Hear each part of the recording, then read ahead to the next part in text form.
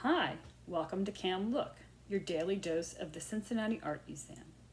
Each weekday, a staff or volunteer will be sharing an object from the permanent collection and posing questions for discussion. Please check back at 10 a.m. every day for a new work and a new conversation. My name is Kim Flora. I'm a painter and the head of the installation department at the Cincinnati Art Museum. Today I'm going to tell you about one of my favorite paintings in the collection, Richard Diebenkorn's 1963 painting, Interior with View of Buildings. Richard Diebenkorn is an American artist.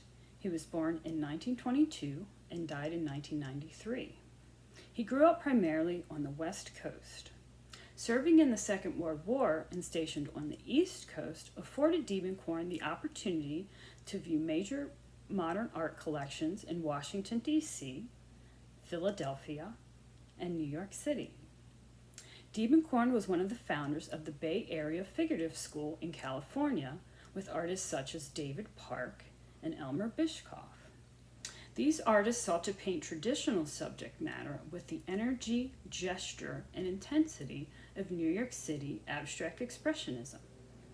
Abstract expressionists in our collection include Franz Kline, Mark Rothko, Robert Motherwell, and Helen Frankenthaler.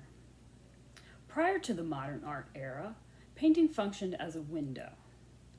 With the birth of abstract expressionism, painting began to be treated as a wall, or rather a flat plane or canvas that could record an artist's gestural mark-making. Diebenkorn successfully combines this window-wall dichotomy quite literally in Interior with View of Buildings. In this painting, we have a broadly painted interior as the subject, as well as components of still lifes, cityscapes, and portrait painting in this gestural and energetic fashion.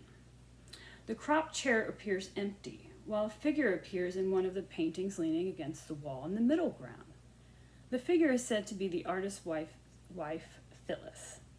I find this portrait, or rather, painting within a painting, a fascinating idea.